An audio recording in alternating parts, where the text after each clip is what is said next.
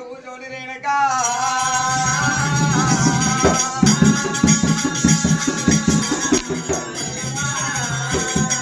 గాంధీయుడు వచ్చిండు తప్ప చెప్పిండు 10 మందికి చంద్రవాడికి కులగోడికి వెళ్ళిపోయిన వాడయ్యిండు.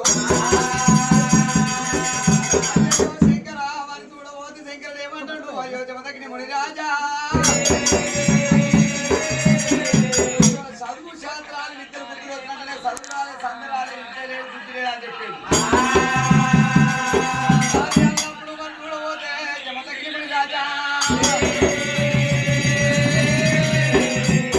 చదువు లేదు సంధి లేదు నా బిడ్డ నెట్టదాత్తమా అని ఎప్పుడైతే అడిగిండో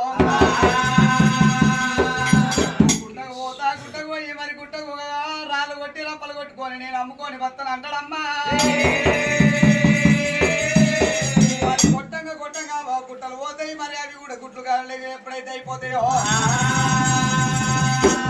మరి గుట్టకు పోయినప్పుడు గుట్ట అయిపోయినాక చెట్టు కాడికి పోయో చెట్లు ఆకులు తెచ్చి ఇస్తారు ఆకులు కుట్టుకొని అమ్ముకొని బత్తను అన్నాడు.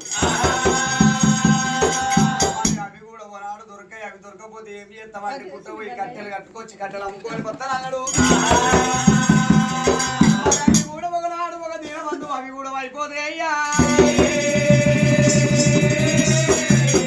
అయిపోయినాడు ఏమి చేస్తారంటే మా చెంపలు మంచి నీళ్ళు తాగుతాము కాళ్ళు ముంచుకొని పంట పాడి చెప్పి అక్కడికి అది కూడా అమ్మా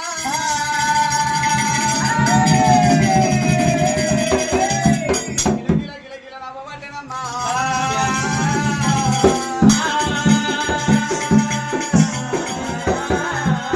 అయ్యయ్యో శంకర బంగారం బిడ్డని తీసుకుపోయి బాయిలు వేసినట్టు చేసినావు.